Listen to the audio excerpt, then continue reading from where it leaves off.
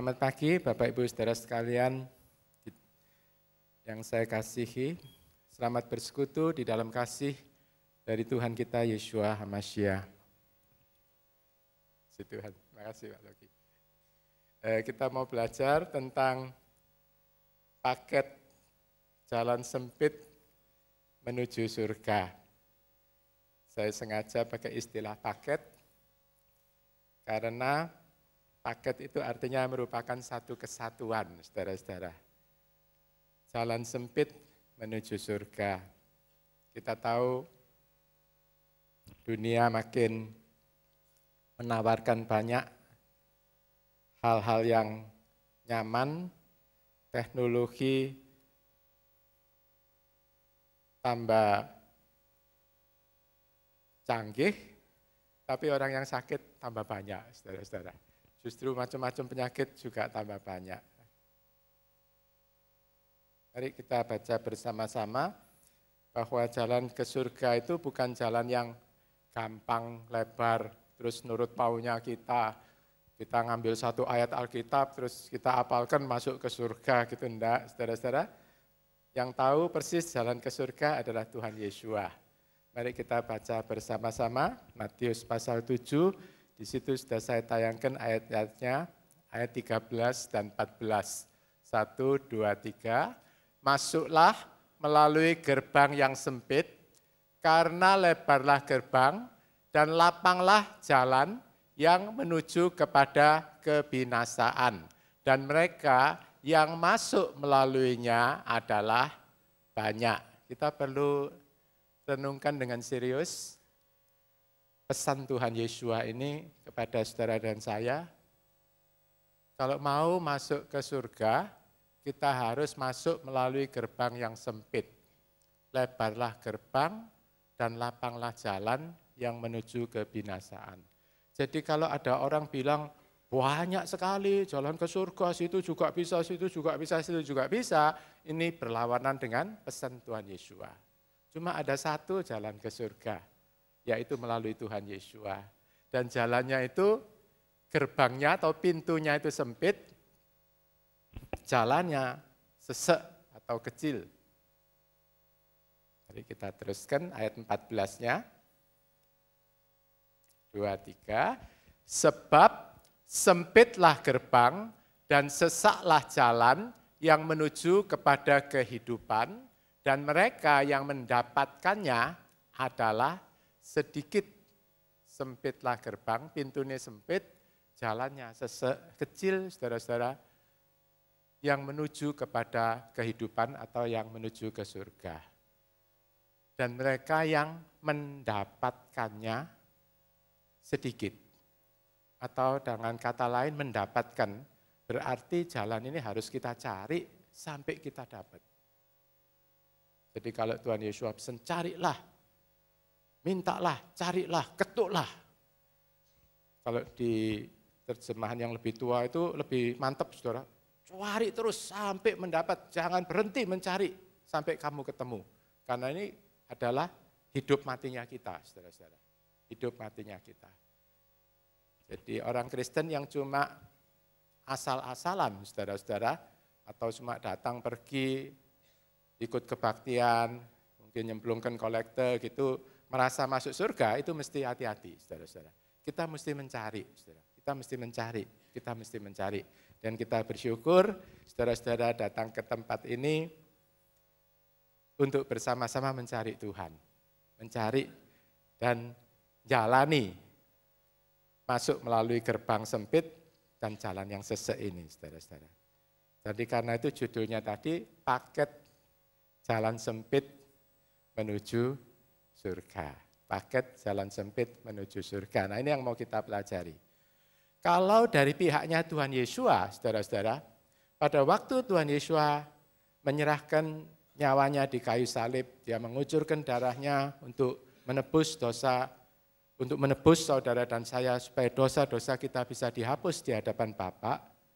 Saudara ingat kata-kata Tuhan yang terakhir, Yohanes 19:30, Tuhan Yesus mengatakan, sudah genap, sudah genap. Atau kalau di literal dikatakan, sudah selesai, sudah selesai. selesailah sudah, selesailah sudah. Ini artinya pekerjaan Tuhan Yeshua untuk menyediakan jalan keselamatan bagi saudara dan saya sudah Dia lakukan dengan selesai, dengan penuh, dengan genap, dengan sempurna. Jadi jalan itu sudah dibukakan melalui kematian Tuhan di kayu salib. Dan perbuatan Tuhan ini memang sudah dinubuatkan oleh nabi-nabi ratusan ribuan tahun sebelumnya, saudara-saudara. Supaya orang yang betul-betul mencari bisa ketemu, saudara-saudara. Kan kita ini orang yang kok tahu kan gitu. Nah, Tuhan sudah memperlengkapi. Kalau kita jujur cari Alkitab, oh memang ini bukan bikinan manusia. Tidak mungkin manusia bisa mengatakan ribuan tahun sebelumnya kejadian-kejadian persis digenapi ayat per ayat, kata per kata digenapi. Tidak mungkin itu perbuatan manusia. Saudara kalau mempelajari lagi bagaimana caranya Alkitab ditulis, kita akan terheran-heran saudara-saudara. Jadi Alkitab saudara ini bukan ditulis oleh satu orang, ini yang nulis ini 40 orang selama kurun waktu itu ratusan bahkan ribuan tahun saudara-saudara. Yang nulis tidak saling mengenal, tidak ada konferensinya, tidak janjian, pekerjaannya lain-lain, tapi message-nya, beritanya itu bisa harmoni, menerangkan tentang bagaimana saudara dan saya bisa masuk surga, menerangkan siapa Tuhan yang benar, siapa yang harus kita layani, siapa yang harus kita sembah. Jadi saudara-saudara, Alkitab ini menerangkan bagaimana kita bisa masuk ke surga, kita bisa memiliki hidup kekal. Satu-satunya jalan diterangkan adalah pekerjaan Tuhan Yeshua yang sudah selesai. Pekerjaan Tuhan Yeshua menyediakan jalan keselamatan sudah selesai dari pihak Tuhan. Tetapi pekerjaan saudara dan saya supaya bisa masuk surga itu belum selesai. Harus kita selesaikan, kita lakukan selama kita di muka bumi ini kan saudara-saudara. Jadi jangan menganggap, oh pekerjaan Tuhan sudah selesai, berarti saya tidak usah melakukan apa-apa lagi, cukup percaya, nyemplung masuk surga. Alkitab tidak mengatakan begitu, saudara-saudara. Alkitab mengatakan kita mesti masuk gerbang yang sesek tadi, jalan yang sesek, gerbang yang sempit, saudara-saudara. Dan dengan kata lain kita harus berjalan di dalam jalan itu. Nah pagi ini kita mau sama-sama belajar. Berjalannya itu bagaimana gitu loh. Jadi itu yang saya terangkan dengan paket keselamatan dan kita berusaha untuk supaya ingat kita pakai yang simple saja, saudara-saudara. Simple tapi betul-betul bermanfaat. Itu kan yang paling kita cari, saudara-saudara. Nah, tugas kita itu bisa kita baca tentang keselamatan di Efesus pasal 2. Kemudian dilengkapi dengan 2 Timotius pasal 3. Efesus pasal 2 ayat 8 sampai 10. Saya bacakan aja dari Alkitabnya.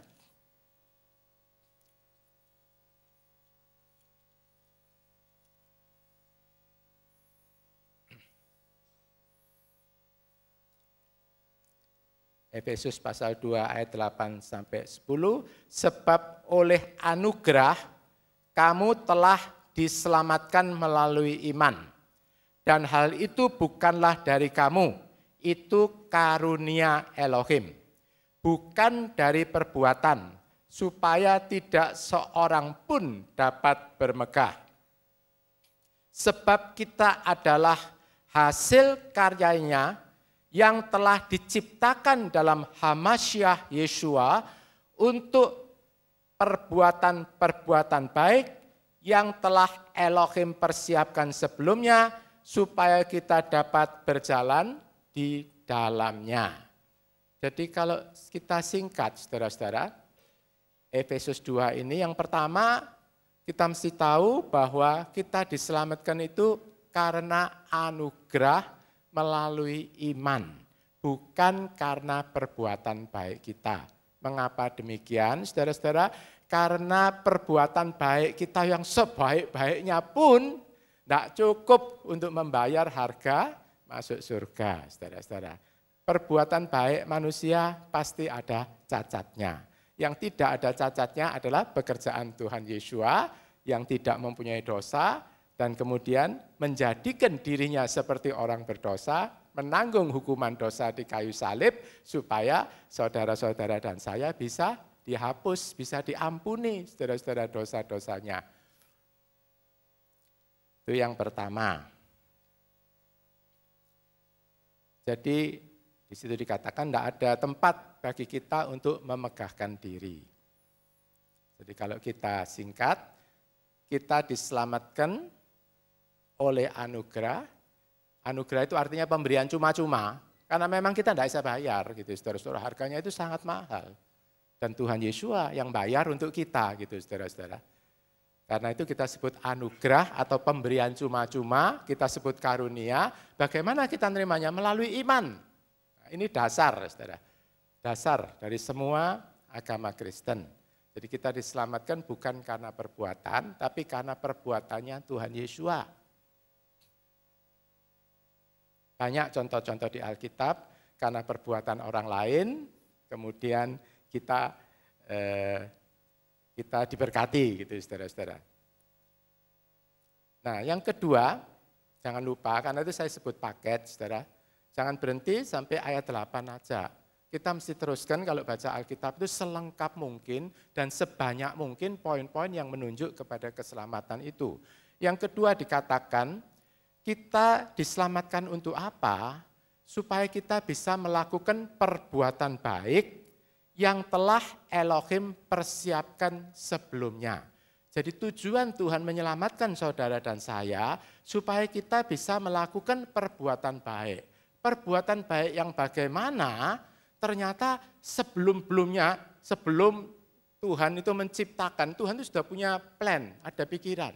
Oh, perbuatan baik yang untuk saudara A itu ini, yang untuk saudara B itu ini, yang untuk saudara C itu ini. Jadi Tuhan itu sudah punya rencana untuk masing-masing kita. Karena itu disebut yang sudah Elohim persiapkan sebelumnya. Nah, ini saudara-saudara menyadarkan kita bahwa rupanya tidak semua perbuatan baik itu Tuhan persiapkan sebelumnya untuk kita.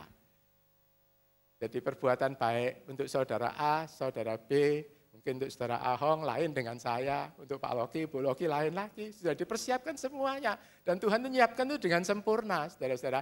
Nah, tugas kita harus tahu kira-kira, oh yang mana ya yang untuk saya gitu. Jadi jangan mikul salibnya orang lain atau guknya orang lain. Kalau saudara melakukan semua pekerjaan baik, oh itu baik semua saudara mau lakukan, nanti kita akan menderita dan akan ada efek samping, saudara-saudara. Efek samping artinya kesusahan-kesusahan yang sebetulnya tidak usah kita tanggung, kan gitu, saudara. Karena itu ada poin yang ketiga. Poin ketiga itu di dalam 2 Timotius dikatakan, 2 Timotius pasal 3, ayat 16 itu mengatakan, karena semua ayat-ayat dalam Alkitab itu dinafaskan oleh Tuhan. All scriptures are God-breathed. Semua ayat-ayat itu dinafaskan oleh Tuhan. Jadi Alkitab ini dinafaskan Tuhan, ditulis memang melalui tangan manusia. Semua ayat-ayat dinafaskan Tuhan, bermanfaat untuk mengajar, untuk menyatakan kesalahan, memperbaiki kelakuan, dan mendidik orang dalam kebenaran, supaya setiap orang kepunyaan Tuhan, kepunyaan Elohim, saudara dan saya kepunyaan Tuhan, diperlengkapi untuk setiap perbuatan baik. Gitu, saudara. Jadi supaya kita bisa tahu perbuatan baik yang mana, ini yang ketiga, kita perlu diperlengkapi oleh Tuhan, diperlengkapi supaya kita bisa melakukan perbuatan baik. Jadi saya harap tentu sesudah ini kita kalau melakukan perbuatan baik, kalau menjadi bagian kita, kalau kita mikul guknya kita sendiri bersama Tuhan, itu nyaman katanya Tuhan, enak, menyenangkan, dan membuat pertumbuhan rohani ini bisa terus berlangsung. Nyatanya itu atau prakteknya atau pengalaman hidupnya itu saudara tidak akan bosan ke gereja. Saudara tidak akan bosan melayani, karena itu memang bagian kita gitu loh saudara-saudara. Ya contohnya aja saya sendiri.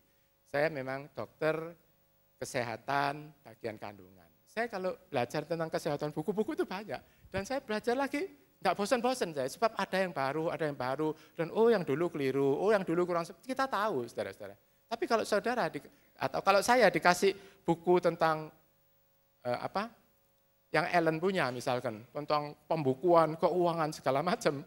Pada waktu saya di mana, retreat nerangkan tentang perpuluhan dengan cara dokter yang sederhana, gitu aja. Menurut bagian pembukuan, ini keliru, enggak bisa, mesti gini, ada caranya sendiri. Jadi saya jadi bingung, dan saya enggak tertarik. Dan memang bukan bagiannya, kan gitu, saudara-saudara. Itu bagiannya saudara Ellen, mungkin Pak Uang yang ngerti, ini bagaimana alurnya uang, segala macam, itu mereka yang tahu.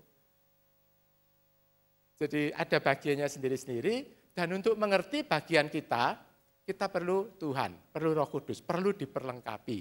Dan memang Tuhan sudah memberikan perlengkapan itu, saudara-saudara. Jadi ini kalau singkatannya, ini paketnya itu tadi, saudara. Jadi ada iman, harus diperlengkapi oleh Tuhan, Roh Kudus supaya kita tahu, dan kemudian kita harus melakukan perbuatan baik yang sudah Tuhan persiapkan sebelumnya. Ya ini paket keselamatan jalan sempit itu, saudara-saudara, sederhana kan saudara. Ada iman,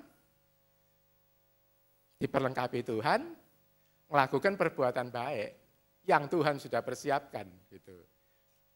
Jadi kalau dipelajari perbuatan baik yang Tuhan persiapkan ini, wah luar biasa saudara-saudara. Nanti keuntungannya itu bukan cuma untuk orang yang menerima perbuatan baik kita, juga Tuhan dipermuliakan, hadirat Tuhan nyata, tapi keuntungannya juga bagi pribadi-pribadi kita sendiri, saudara-saudara. Kita akan merasakan. Jadi saya selalu merindukan saudara-saudara yang datang dan betul-betul mencari Tuhan, melayani Tuhan, itu makin dewasa di dalam iman, juga makin kokoh di dalam keluarga, dan juga di dalam sosial ekonomi Tuhan bisa terus tingkatkan berkat-berkat keuangan. Kemudian kita akan mengalami kan ayat-ayat di Amsal kan dikatakan ada orang yang royal memberi tapi dia bisa bertambah kaya. Ada orang yang menghemat luar biasa. Takut kalau mengembalikan perpuluhan, memberikan taburan, takut menghemat luar biasa. Tapi akibatnya mereka selalu berkekurangan, kata firman Tuhan. Nah, untuk bisa memberi tapi kemudian tambah berkelimpahan, kita harus memberi menurut cara-cara Tuhan, dan kita harus memberi sama dengan perbuatan baik kan, menurut yang sudah Tuhan persiapkan sebelumnya. Kan gitu saudara-saudara. Jadi ini paketnya gampang saudara, iman diperlengkapi perbuatan baik. Kan gitu. Nah tentang perlengkapan supaya kita bisa melakukan perbuatan baik, ini saya tambahkan sedikit, kita tahu Tuhan sudah memberikan darah Tuhan, supaya kalau kita salah-salah berdosa, kita minta ampun dibersihkan oleh darah Tuhan. Tuhan sudah berikan Roh Kudus untuk memimpin, menolong kita. Roh Kudus bicara, dan nanti kita kerasa, memang itu bagianku. Nah itu Roh Kudus yang ngomong di dalam hati nurani. Ada firman Tuhan, kemudian ada teman-teman di dalam jemaat, supaya tidak keliru-keliru, saudara. Ada malaikat penolong. Ada malaikat penolong. Jadi ini persiapan yang perlengkapan yang Tuhan sudah berikan kepada saudara dan saya, tinggal kita sekarang. Kita mau pakai perlengkapan ini atau kita mau jalan-jalan menurut pendapat kita sendiri, kan gitu. Contohnya aja, saudara, firman Tuhan.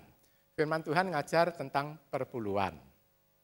Dan firman Tuhan mengajar bahwa 10% itu adalah milik Tuhan, dan Tuhan serahkan kepada orang Lewi atau hamba Tuhan full-timer.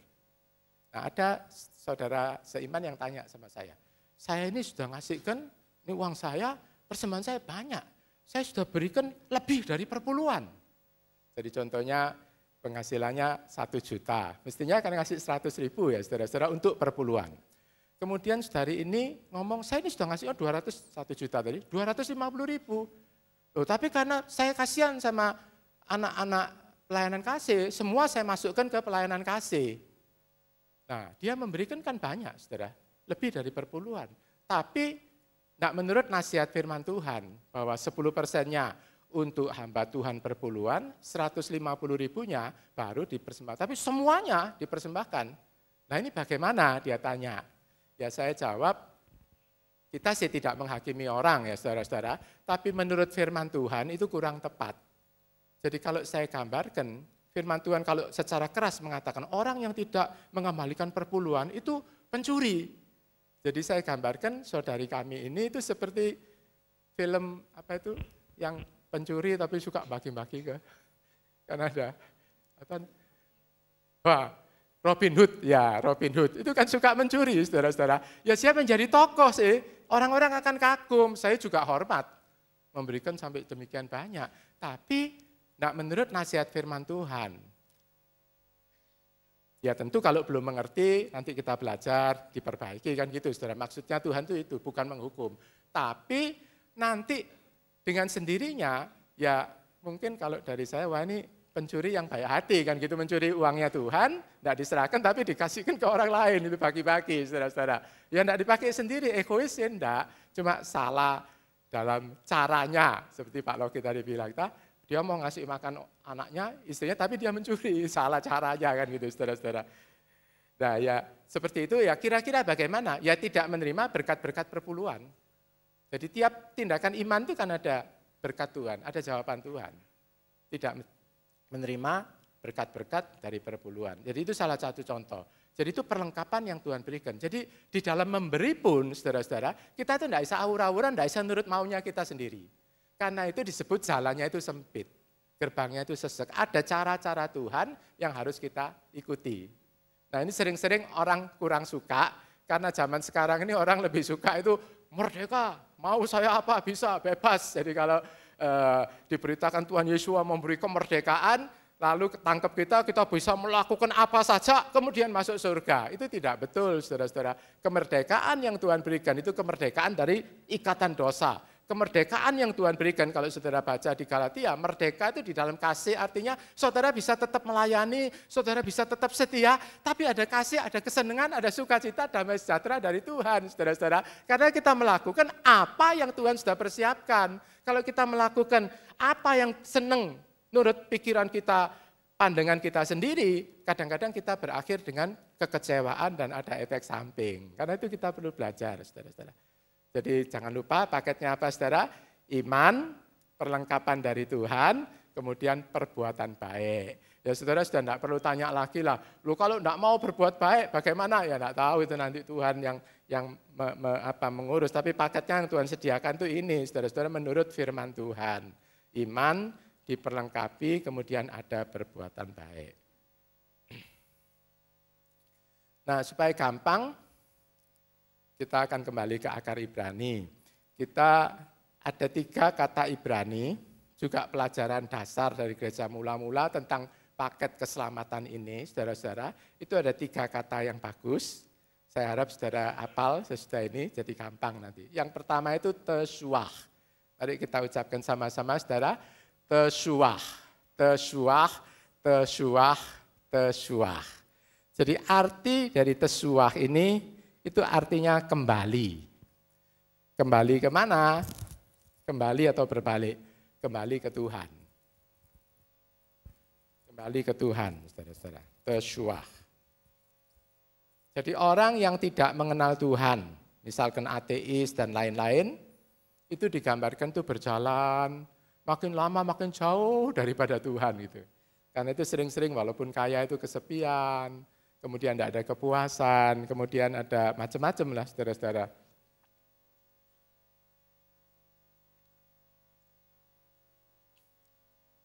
Tesuah.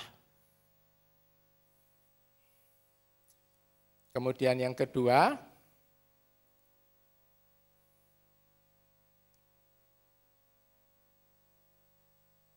tefilah. Pada umumnya kata-kata Yahudi itu penekanannya itu pada akhir kata. Tefilah. 1, 2, 3, tefilah, tefilah, tefilah, tefilah. Jadi tesuah, tefilah, tesuah, tefilah. Itu tefilah itu arti harafiahnya itu sepertinya doa-doa yang diucapkan oleh orang Yahudi itu dulu Yudaisme itu termasuk Tuhan Yesus juga berdoa tefilah ini sehari 3 kali, saudara. Saya waktu menyiapkan ini kemarin saya baca itu. Jadi arti intinya tefilah itu artinya melekat. Melekat pada siapa? Ya melekat pada Tuhan maksudnya. Jadi saya sudah berbalik kembali kepada Tuhan, kita mesti tetap melekat. Jangan ucul lagi gitu saudara. Jadi kita mesti tefilah. Kemudian yang ketiga, cedakah. Ayo kita ucapkan sama-sama, cedakah, cedakah, cedakah, cedakah. Jadi paket keselamatan itu gampang saudara. Tesuah, tefilah, cedakah. Mari kita hafalkan sama-sama 3 kali saudara. Tesuah, tefilah, cedakah. Tesuah, tefilah, cedakah. Tesuah, tefilah, cedakah. Ya mudah-mudahan kalau ada kata ini dihafalkan sudah tidak lupa lagi ya saudara-saudara. Jadi jalan keselamatan itu ya dari pihak kita ya 3 ini saudara-saudara. Nah, tentu pengembangannya dan lain-lain itu sangat-sangat luas. Orang kita hidup itu kompleks saudara. Tapi intinya itu kembali ke sini nanti. Tesuah, tefilah, cedakah. Tesuah, tefilah, cedakah. Mari kita lihat sekarang di dalam konteks iman Kristen kita. Sama saudara-saudara sebetulnya, sama. Jadi dasar Alkitab kita kalau saudara perhatikan keseluruhan ayat-ayat Alkitab itu semua ini. Cuma banyak kemudian teolog-teolog selalu mikir memperdebatkan ini loh. Kalau sekarang yang penting yang mana? Yang penting yang mana? Imannya apa perbuatannya? Ya kalau kita baca semua, kalau menurut surat Roma itu ditekankan imannya. Kalau menurut surat Yakobus ditekankan perbuatannya. Yang penting mana? Ya sama-sama penting. Artinya tanpa iman tidak mungkin selamat. Kalau kita tidak ada perbuatan baik, Yakobus ngomong imannya itu imannya setan, mati. Lah iman mati apa bisa masuk surga? Masuk surga. Iman mati tidak bisa masuk surga. Jadi ya dijawab sendiri aja. Kalau mau satu-satu putul-putul, ya khawatirnya nanti tidak iman menurut Alkitab. Jadi tesuah, tefilah, cedakah. Ya ini aja saudara. Kalau sudah hafal ini nanti tinggal melakukan ya sudah selesai pelajarannya. Ini waktunya kan masih ada, kita teruskan ya saudara-saudara. Kita satu-satu kita lihat. Jadi kita gambar bulat gini, karena ini siklus hidup kita yang terus menerus. Tesuah, tefilah, cedakah. Jadi kita mulai jalan keselamatan, bertobat, datang kepada Tuhan Yesus, lahir baru kan saudara-saudara. Kemudian habis itu kita harus melekat kepada Tuhan. Kalau enggak ucul lagi. Kemudian kita harus melakukan perbuatan baik. Kita kemudian sadar perbuatan baik kita tidak sempurna. Atau pikiran kita juga tidak benar. Karakter ada yang perlu diperbaiki. Kita bertobat lagi sama Tuhan. Makin melekat lagi sama Tuhan. Makin banyak lagi perbuatan-perbuatan baik yang Tuhan siapkan itu bisa kita lakukan. Kemudian ada salah lagi ya. Kita tesuah lagi, kembali lagi, bertobat lagi, melekat lagi pada Tuhan. Kita sadar, walaupun saudara berapa puluhan tahun melayani Tuhan, jangan kira kedagingan ini mati, saudara-saudara. Kadang-kadang kita diberi pengalaman-pengalaman, kemudian kita menyadari bahwa memang nendak Tuhan tidak bisa lah, nendak Tuhan tidak bisa. Saudara akan ngomong begitu, nendak Tuhan tidak bisa. Hanya Tuhan, hanya karena Tuhan kita itu bisa bertahan, bisa terus maju, bisa terus dan seterusnya, saudara-saudara. Kadang-kadang ada pengalaman yang kurang menyenangkan Tuhan izinkan, yaitu untuk menyadarkan kita bahwa kita ini bisa, sebetulnya adalah kasih karunia Tuhan.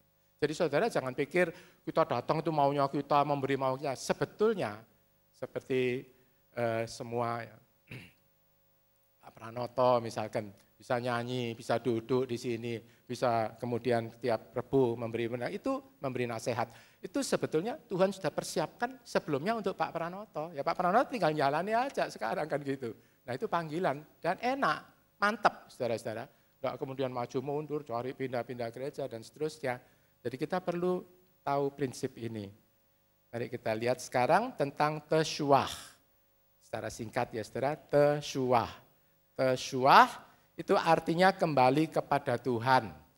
Jadi kita katakan bertobat, kita sebut lahir baru, kita sebut percaya atau iman, menerima anugerah keselamatan. Jadi ini dasar saudara-saudara, mau masuk surga harus menerima karya Tuhan Yesus di kayu salib melalui iman. Atau artinya kita percaya dan mempercayakan diri kepada Tuhan.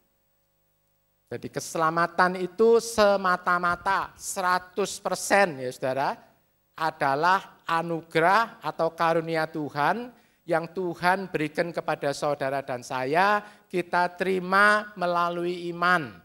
Jadi bukan 1%, 10% perbuatan saya, 90% perbuatannya Tuhan. Tidak, saudara-saudara, 100% itu perbuatannya Tuhan Yesua untuk saudara dan saya. Jadi perbuatan kita bukan berarti menambahi karyanya Tuhan Yesua yang kurang sempurna. Bukan, saudara-saudara. Sekali lagi keselamatan itu 100% adalah pemberian Tuhan Yesua kepada saudara dan saya yang kita terima melalui iman, saudara-saudara. Itu dasar yang harus kita mengerti. Kemudian kan kita tanya, loh nek gitu untuk apa perbuatan baik? Nah, ini orang yang pikirannya kurang sehat, saudara-saudara. Saya kasih contoh aja, misalkan teman saudara selalu berbuat baik pada saudara. Yang ngasih nasihat, penghiburan, kadang bawakan makanan, kalau kekurangan dia mengasih uangnya, diajak sakit dikasih obat, saudara. Kemudian saudara bilang, ya wis, dia sudah berbuat baik, dia ngasih ya tak terima, ya sekarang aku ngerasani dia, aku mempersulit dia, begitu saudara. Tentu enggak, dia sudah berbuat baik, ya kita mau membalas apa yang kita bisa kan. Misalkan enggak punya uang, paling enggak kita bisa mendoakan, kita punya tenaga, kita bisa nolong apa yang dia perlukan, kan gitu saudara. Itu kan manusia sehat. Tapi rupanya dunia ini banyak orang yang tidak sehat, saudara-saudara. Tuhan Yesus sudah mati di kayu salib, kemudian kita bilang, ya wis aku berdosa, ya enak berdosa, Tuhan yang mati, aku nanti masuk surga, kan gitu. Itu enggak, pikirannya orang senting, saudara-saudara. Jadi itu kalau ada doktrin teologi seperti itu, ya itu rodok enggak sehat kalau sekarang di dunia. Nah, yang sehat bagaimana? Sesudah kita terima keselamatan melalui iman, ya harus kita lanjutkan dengan habis tesuah apa tadi, saudara? Tefilah. Harus kita lanjutkan dengan tefilah. Artinya kita rindu untuk menyenangkan Tuhan, kita rindu untuk dekat dengan Tuhan, bahkan kita mau Wana Isa itu hidup itu menyatu dengan Tuhan. Tefilah, saudara-saudara. Ini tahap keduanya. Ya ini merupakan paket yang tidak bisa dipisah-pisahkan. Jadi kita perlu melekat kepada Tuhan supaya tidak terhilang lagi. Caranya kita sudah tahu, yaitu melalui pujian penyembahan, melalui doa, melalui firman Tuhan, melalui persekutuan. Jadi menurut statistik, entah saya pernah baca 10 tahun atau berapa puluh tahun yang lalu, di dalam suatu penginjilan KKR dan lain-lain, dari semua ribuan orang, puluhan ribu yang bertobat, kemudian diikuti, saudara-saudara. Yang tetap setia ke Tuhan, ke gereja ini berapa persen? Ternyata sampai beberapa tahun tidak sampai 10% yang setia kepada Tuhan. Nah, kemudian KKR yang satu kali, kemudian nyerahkan diri maju itu, kemudian dijamin masuk surga, saudara-saudara. Ya kemungkinan termasuk yang terhilang lagi itu. Jadi karena tidak mau melekat kepada Tuhan, ya kemudian terhilang lagi ke jalan dunia, saudara-saudara.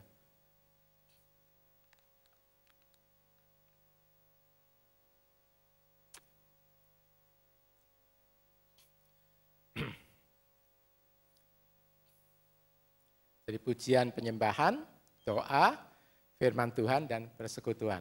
Nah saudara lihat, mengapa di tempat ini hal-hal ini ditekankan, diprioritaskan. Yang pertama juga, tesuah, diprioritaskan, harus bertobat. Jadi karena itu awal kebaktian ada tubuh dan darah Tuhan. Untuk kita pertobatan. Kemudian ada penyembahan, sungguh-sungguh, doa, firman Tuhan, persekutuan, dan ya kadang memakan waktu cukup lama, saudara-saudara, kalau dibandingkan dengan gereja yang mungkin setengah atau 1 jaman. Kalau di luar negeri kadang cuma 30 menit ke gereja, orang menyediakan waktu 1 minggu cuma 30 menit atau paling banyak 60 menit untuk Tuhan, kan gitu, saudara. Nah kita harap walaupun lama kita bisa menikmati, karena ini memang perbuatan baik yang Tuhan sudah siapkan kepada kita. Nah sesudah tefilah, melekat kepada Tuhan, apa terus selesai? Ternyata enggak, saudara-saudara. Menurut ayat yang kita pelajari tadi, harus kita lanjutkan dengan apa, saudara? Sedekah, sedekah. Sedekah, sedekah. Sedekah ini kemudian keluar kata sedekah. Dari sedekah, bahasa Indonesianya sedekah. Tapi kalau kita lihat pengertian Alkitab dan pengertian akar Ibraninya, ternyata sangat-sangat lain, saudara-saudara, antara sedekah yang dimaksud oleh Tuhan dan sedekah yang sering-sering ada di dalam pikiran kita sebagai manusia. Pengertian akar Ibrani sedekah itu adalah the act of righteousness, perbuatan kebenaran, perbuatan keadilan. Nah, sesudah kita menjadi ditebus oleh Tuhan, menjadi orang benarnya Tuhan, kita menyembah Tuhan, melekat kepada Tuhan, belajar firman Tuhan. Hasilnya apa? Hasilnya kalau yang ini semua kita lakukan dengan betul, hasilnya itu pasti keluar perbuatan-perbuatannya orang benar. Pikirannya mulai benar, ya tentu ada yang tidak benar, yaitu kita hapus, kita minta ampun, kita ubah dengan firman Tuhan. Perkataan-perkataannya ya perkataan orang benar, perbuatannya perbuatan orang benar. Ini the act of righteousness. Jadi perbuatan kebenaran atau keadilan yang harus dilakukan. Sebetulnya disebut harus ya harus, sebetulnya juga kalau kita pokoknya terimanya Tuhan Yesus benar, nyembah Tuhannya benar, motivasi kita benar, nanti akan keluar sendiri. Jadi walaupun namanya harus tapi ya keluar, ya sudah seperti ini, ya itulah saya, kan gitu. Ya itulah saya, enggak bisa nipu saya gitu. Sudah enggak bisa lagi karena memang dikuasai Tuhan, kan gitu saudara-saudara. Mudah-mudahan kita semua sampai ke situ, kan itu dalam perjalanan. Saudara. Jadi disebut harus tapi disebut juga keluar dari kita. Karena itu adalah juga menurut Tuhan, itu tugas kita dan tujuan Tuhan menyelamatkan saudara dan saya, kan gitu saudara. Jadi sekali lagi sedekah menurut firman Tuhan, perbuatan baik itu bukan kita kalau memberi sedekah itu kan biasanya memberi sedekah itu kan orang ngemis datang, oh kasihan, ada berapa sih? Ada uang kecilnya ya, wis dikasih. Nih ada uang kecilnya ya enggak kasih, saudara-saudara. Jadi memberi apa sak relane, sepurone apa gitu saudara. Jadi karena kita ada dia tidak ada gitu kan saudara-saudara. Jadi pengertian sedekah itu bukan seperti itu. Kalau kita tidak mau melakukan sedekah di hadapan Tuhan itu kita salah. Karena itu perbuatan kebenaran, act of righteousness yang memang harus kita hasilkan. Sebagai tanda, sebagai buah bahwa kita itu anaknya Tuhan kan gitu saudara-saudara. Jadi karena itu saya sebut paket. Saya sebut paket. Jadi kalau kita memberi kepada Tuhan, jangan memberi ala kadarnya ya saudara-saudara. Jangan memberi yang sisa-sisa. Kalau kita sudah bekerja, kita berikan yang terbaik. Jadi yang terbaik itu yang utama. Jadi sebelum dipakai, saudara sisipkan uang persembahan itu. Jadi ada baiknya kalau saudara misalnya buka toko dan lain-lain, hitungan untungnya berapa, langsung sudah sediakan kotak perpuluhan itu untuk Tuhan. Kemudian sediakan lagi kotak, ini untuk pelayanan taburan. Kemudian mungkin ada lagi satu untuk orang-orang miskin, misalkan saudara-saudara. Jadi itu kita memang serius dan kita sadar dan memang jadi tujuan kita. Karena itu memang tujuannya Tuhan, kan gitu saudara. Ini artinya sedekah. Jadi ini perlu kita ngerti baik-baik. Jadi tesuah, tefilah, sedekah.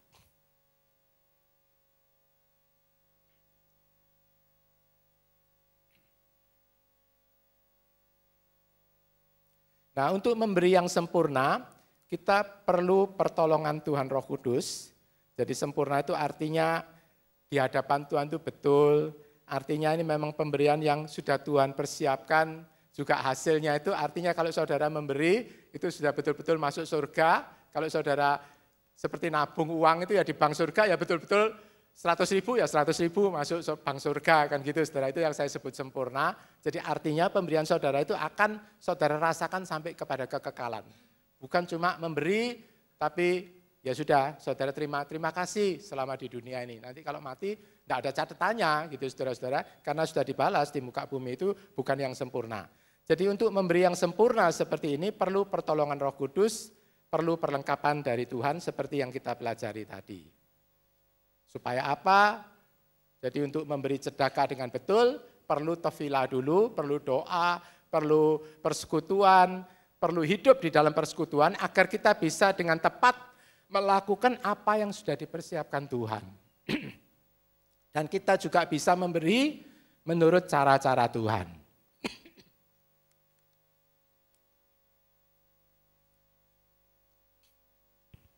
Sebetulnya jalan Tuhan itu sederhana, saudara, simple. Kalau kita simple sama Tuhan, ya Tuhan itu simple, gampang. Nanti kita tahu sendiri, saudara-saudara. Yang membuat rumit itu kadang-kadang pikiran kita sendiri. Kalau dibilang pintu sesek, jalan sempit kan, ya artinya memberi ini pun, kadang orang yang berpikiran negatif kan, oh memberi aja kok ada diatur-atur sama Tuhan. Oh, ya memang kita ini kerajaan surga, saudara. Di dalam kerajaan yang mesti ada aturannya. Cuma kalau kerajaan surga itu aturan itu selalu menghasilkan kebaikan bagi kita semua. Kalau kita mentaati kan diberkati. Jadi kalau tidak menurut cara-cara ini, ya ada berkat yang kurang, ada yang hilang, dan seterusnya, saudara-saudara. Kan gitu. Jadi itu gerbang sempit, jalan sesek, ada aturannya. Nah, kadang-kadang kita lihat orang memberi itu bisa keliru. Contohnya orang Farisi, kalau memberi itu pameran. Nah, menurut caranya Tuhan, kalau menurutnya cara Tuhan, tangan satu memberi, tangan yang lain tidak usah tahu. Jadi jangan pameran. Kalau kamu memberi pameran supaya dipuji orang, ya upahmu sudah ada di dunia ini. Jadi artinya tidak sempurna, jadi pemberiannya tidak sampai kekal. Nanti kalau di surga, loh mana Tuhan saya dulu sudah memberi ini untuk pekerjaan ini. Loh lah kamu sudah dipuji gitu loh, sudah terima hormatnya di dunia ya sudah cukup, sudah dibalas gitu. Nah, sampai sempurna, kita kan mau sempurna. Jangan seperti orang Farisi, karena itu kita tidak nyateti pemberian saudara. Di situ ada kotak, ada amplop, tidak ada yang tahu. Oh ada yang tahu Tuhan Yesus berdiri situ, saudara lihat. Saudara memberikan persembahan berapa itu Tuhan Yesus lihat. Kan Tuhan menurut Lukas berdiri di kotak persembahan. Memberi itu penting saudara-saudara. Tuhan Yesus lihat, tapi yang jelas kita semua tidak tahu. Dan kita tidak nyateti. Saya dulu waktu kecil saya agak heran, ada gereja seperti orang antri bensin gitu. Banyak. Loh ini untuk apa? Saya tanya. Yang satu nyateti, saudara. Yang satu bawa amplop. Oh ini untuk nyateti perpuluhan. Loh perpuluhan dicateti gitu. Iya, supaya orang bisa, jadi tiap perpuluhan bayar berapa, dicateti bulan ini, semua dicateti, saudara-saudara. Ya saya tidak tahu betul enggak, tapi ini bisa menimbulkan nanti ya intimidasi, bisa menimbulkan sombong dan lain-lain, saudara. Jadi kita di sini saudara tidak seperti itu, saudara tidak dicateti, saudara tidak ngasih juga tidak ditegur. Ini urusan kita dengan Tuhan, dengan kekekalan saudara-saudara. Tapi saya percaya kita semua sadar, kita semua akan melakukan firman Tuhan. Juga ada yang ngasih seperti Ananias dan Safira. Dia itu ngasihnya luar biasa loh saudara. Dia itu sampai jual tanah untuk ngasihi pembangunan pekerjaan Tuhan. Ditaruh di kaki, jual tanah loh saudara-saudara. Jual tanah, tanah itu kan sekarang apalagi di sini mahal. Kalau saya bayangkan mungkin tanahnya itu dijual 1 M. Tapi pada waktu memberikan persembahan, kan dia ditanya, loh ini kamu ngasih apa? Apa seluruh tanahnya, uangnya tanah? Iya ini seluruh uang tanah tak kasihkan. Padahal yang dipersembahkan mungkin cuma 500 juta. 500 juta banyak enggak saudara? Banyak ya saudara-saudara, 500 juta. Tapi dia nipu Tuhan. Dia enggak mau ngomong sebetulnya. Kalau dia ngomong sebetulnya, uang itu tanah-tanahnya dia.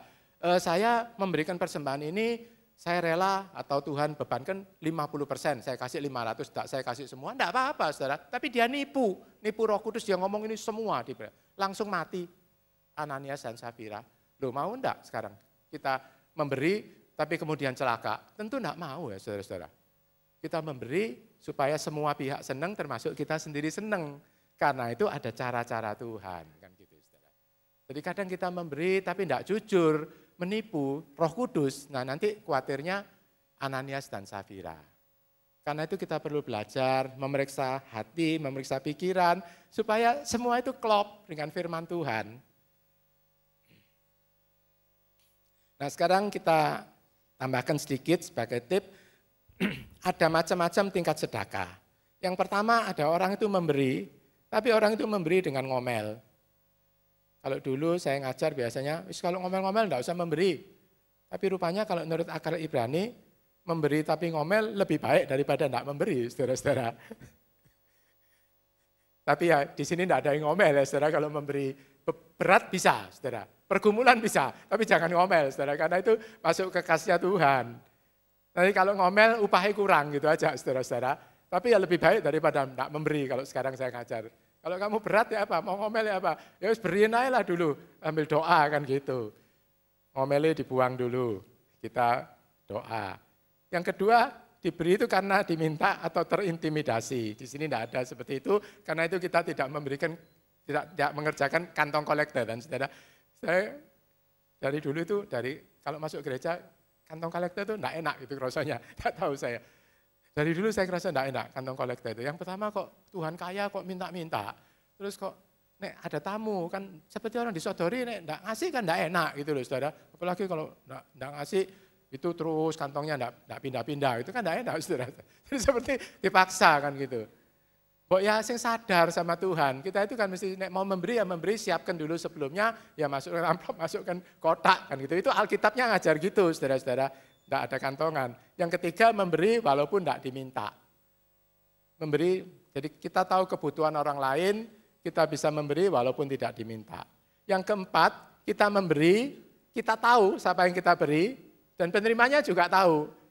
Sehingga orang yang kita beri itu bisa berterima kasih. Ya itu baik saudara-saudara. Tapi masih tingkat keempat, ada yang lebih baik lagi.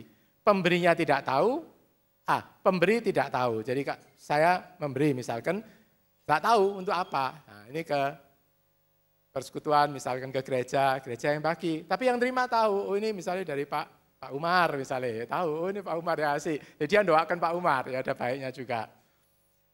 Yang keenam, pemberi tahu, penerima enggak tahu.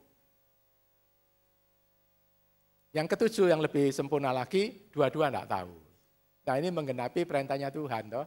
Yang memberi, tangan kanan, tangan kiri enggak usah tahu. Jadi kita enggak tahu, uang ini Kak persembahno, dikasihkan siapa, saya enggak perlu tahu. Gitu. Yang terima juga enggak usah tahu, saya dari mana, pokoknya dari Tuhan. Kan gitu. Yang memberi persembahan untuk Tuhan, pekerjaan Tuhan, yang terima dari Tuhan. Sehingga ucapan syukurnya itu kepada Tuhan Yesus terus, saudara-saudara. Nah ini lebih tinggi nilainya. Dan ini lebih sempurna dari yang tingkat 1, tingkat 2, sampai tingkat 4, tingkat 6 tadi. Saudara.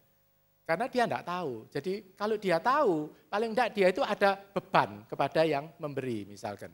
Misalkan Pak Umar beri, dia tahu kan, dia kan berterima kasih terus sama Pak Umar. Nanti salah-salah bisa kita didewakan, kita bisa jatuh saudara-saudara. Karena itu lebih baik enggak usah tahu lah, enggak usah tahu, yang tahu Tuhan. Dan yang paling sempurna itu memberi sampai orang yang kita beri itu tidak memerlukan bantuan kita lagi. Nah, ini yang paling sempurna. Orang yang kita beri tidak usah tahu, kita juga memberi siapa tidak tahu, tapi kemudian orang ini nanti betul-betul jadi orang yang dia kemudian bisa memberi untuk keperluan orang lain, untuk kemuliaan Tuhan. Kan gitu saudara-saudara. Ini yang paling tinggi. Jadi kita tidak usah tahu, dia tidak usah tahu, pokoknya dia bisa jadi orang, kemudian dia bisa jadi orang yang tidak lagi tergantung, bukan lagi tidak tergantung, tapi kemudian dia bisa jadi orang yang juga memberi lagi. Nah ini siklus kehidupan yang seperti ini, pemberian yang paling tinggi. Jadi ada tingkat-tingkat pemberian, ada tingkat-tingkat upahnya, saudara-saudara. Jadi pemberian yang paling sempurna itu nomor 7 dan nomor 8, menurut firman Tuhan. Memberi kita tidak tahu, dia tidak tahu. Jadi orang yang kita beri tidak tergantung lagi pada kita. Tahu-tahu dia sudah jadi orang yang mapan, bisa memberi orang lain lagi. Dan ini siklus hidup yang terus-menerus, saudara-saudara, di dalam kerajaan surga. Nah ini cuma penutupnya. Ada banyak tempat dan pihak di mana saudara-saudara itu bisa memberi.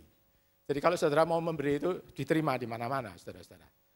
Mulai dari saudara memberi pengemis, sampai saudara memberi organisasi tingkat internasional, sekarang banyak kan. Memberi untuk orang sakit apa, memberi untuk orang sakit polio, misalkan ada organisasinya sendiri. Orang sakit AIDS, orang narkoba, itu ada organisasinya sendiri, saudara-saudara. Jadi ada banyak. Nah tapi pertanyaan saya, kalau kita sudah belajar tadi, kita memberi itu yang dipersiapkan Tuhan, rencana Tuhan. Terus ada tingkat-tingkat tadi.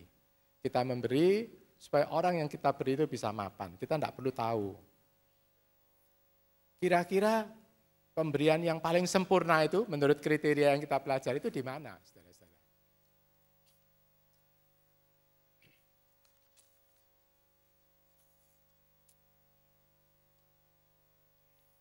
Kalau saya sendiri, saya renungkan, pemberian yang paling sempurna itu di gereja Tuhan, yang betul-betul melakukan 3 aspek tadi, 3 jalan sempit ini. Jadi kalau kita semua mau melakukan 3 jalan sempit, dimulai dengan pertobatan, dimulai kita mau melekat kepada Tuhan, di mana kita mau menggunakan keuangan gereja itu untuk melayani pekerjaan Tuhan.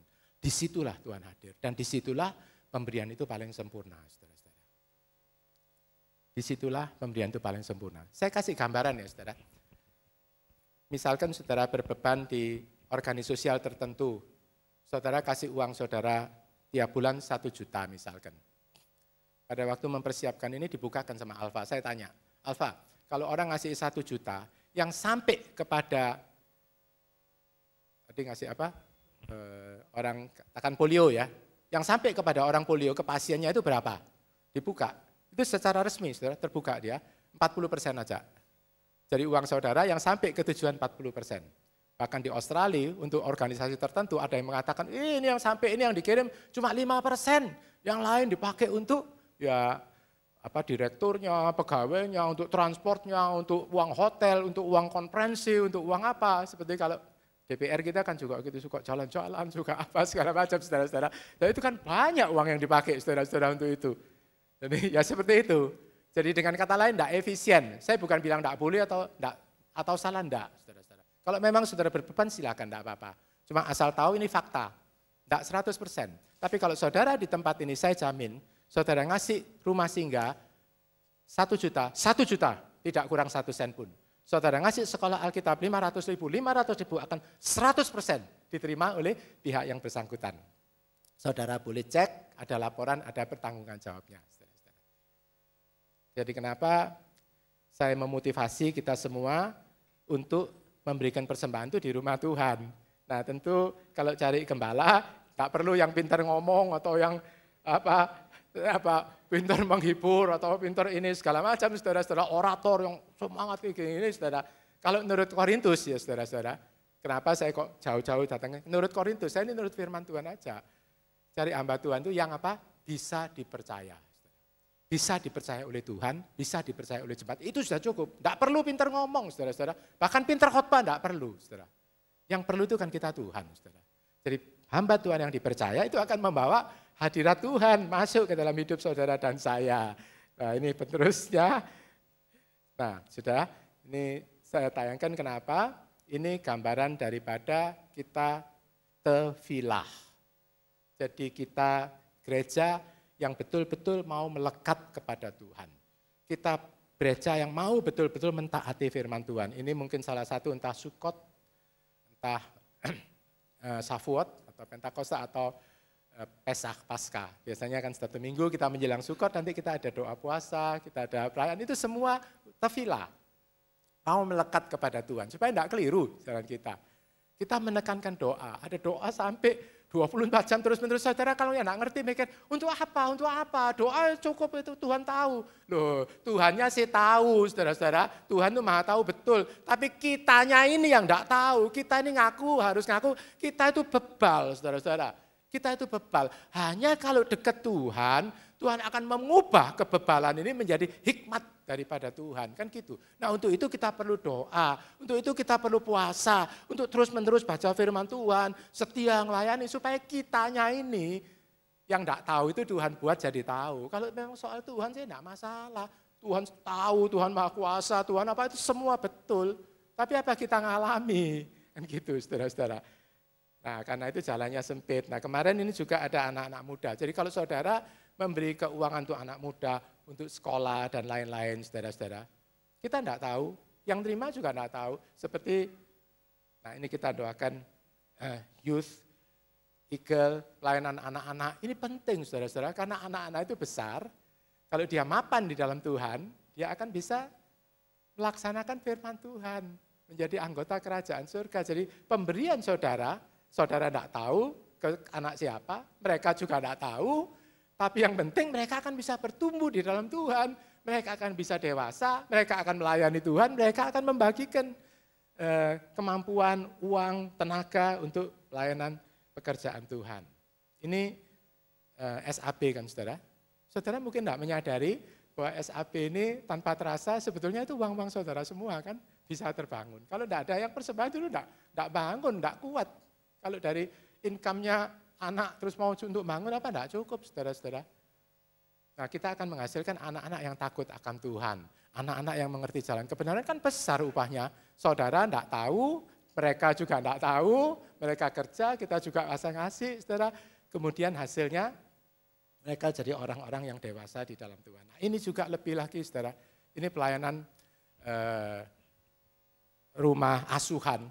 Jadi itu kan gambarnya kuburan. Jadi pelayanan untuk orang-orang di kubur yang tidak ada yang memperhatikan, orang terbuang itu kan menggenapi perintah Tuhan semua.